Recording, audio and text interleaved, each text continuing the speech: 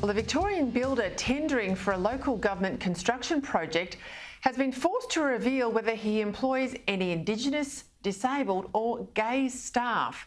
Wayne Farnham, who runs his own construction company, was completing paperwork to participate in the redevelopment of the netball courts near Warragul, which is just east of the city of Melbourne, when he was confronted with a series of invasive social procurement questions.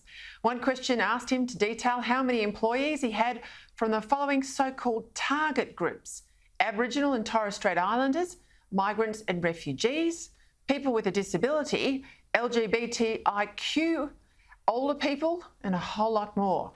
It's extraordinary, isn't it?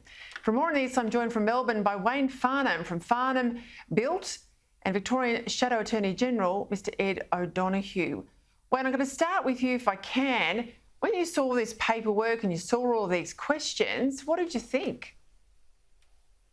Oh, my first response, Peter, was I looked at the documentation and I thought I really can't, in all honesty, fill this out, because I, as an employer, can't ask an employee at any point in time what their sexuality is, what their ethnicity is, any of those types of questions. So when I saw the social procurement document, I left it blank. I just thought, well, I can't fill that out, because if I ticked a box, A, I'd be lying, and B, they're just questions that shouldn't be asked in a local tender. It's ridiculous. No, look, I agree with that. People are entitled to their privacy, and I thought we got beyond all of that. But had you seen these sort of questions on documents like this before? No, look, I've been pricing local government tenders now for probably 4 years, and this is the first time I've seen this type of documentation come out in a tender. I was questioned by the project manager who was doing his due diligence at the time, and he said to me, "Why didn't you fill it out?" And I said, well, in all honesty and legally, I don't think it's a legal document. I can't fill this out. And I'll come to you. Why on earth should Wayne or any employer have to tell a Warragul council how many gay people he has or on his staff or doesn't employ? Or a lot of bosses wouldn't even know the sexuality of their team. It shouldn't actually be something that your boss even knows, I don't think, unless you're prepared to tell them yourself. I think it's appalling. What's going on here? Well, good evening, Peter, and good to be with you. It seems to be more about ideology over outcomes. Surely the Warragul Shire Council should be more interested in a good build and a job well done by a local builder, rather than these sort of invasive questions. I have a sense this may be coming from the Andrews Labor government, who are hell-bent on this type of ideology. As I say, this should be about outcomes focus, not ideology. And it appears we haven't learnt the lesson of the hotel quarantine fiasco, where the unified security were chosen because of the backgrounds of one of the owners. But is this even legal then? Well, very good question, Peter. I've had some preliminary legal advice, and there are many questions about that arise. I think there's a strong case that it breaches privacy laws and a range of other legislation in Victoria. Yeah, I see this as a real invasion of people's privacy. I mean, for years we've been focused on treating people as equal. This is requiring employers like Wayne to divide people up into separate groupings. It's a backward step, Ed.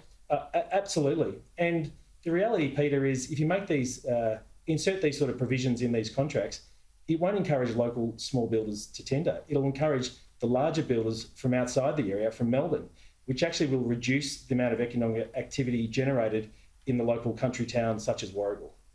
I tell you what, Wayne, I grew up in a country town. I mean, if you were required in order to get these tenders to go and ask your staff, and even if they told you privately, once you commit this stuff to writing and it goes into a government bureaucracy, in this case, Warragul Council, when people lose their privacy, and I think in a big city that's bad enough, but in a country town, that's pretty terrible in my view.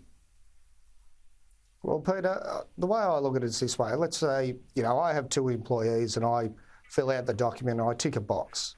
Well, straight away, there's going to be people looking around going, well, which one of Wayne Farnham's 2 employees is from the gay community? Now, that's an invasion of their privacy straight off the bat. And it'd be like, Peter, if I was interviewing you for a job, I can't ask Peter Credlin if she's gay. I don't see how when in a process where I'm being interviewed to build something at a local council level, how they can ask me the same questions. It just makes no sense, and to me, it's total hypocrisy of what the law's about. You're at the coalface, Wayne. You know, what's the red tape and green tape like for builders like you? The red tape's getting worse and worse, Peter. That document you're referring to, that's a 37-page document, and that's only one part of the tender. Look, I have no problem with councils wanting to know what you give back to the community, what you sponsor with netball clubs or football clubs or golf clubs, etc. That's fine. And that actually shows that you're giving back as a person who's community-minded, and what local input you have into the tender, i.e. what subcontractors you employ and how many of those are local. That's important because that actually gives back to the local community. But when they've gone down this track, and even in the tender, and I'm not quite sure if you've read the whole document, it asks what social things my company supports. Well, that's none of their business, and I don't see how it can be their business. Ed O'Donoghue, you've written to the Victorian government. A lot of the red tape and green tape at local government level comes from state governments. Have you had a response yet? Unfortunately not, Peter, not yet. At a time when small business is on its knees in a post-COVID environment, we should be making it easier, not harder, for small business to win tenders, to win jobs and get the economy going. That will help people who are facing troubles and disadvantage.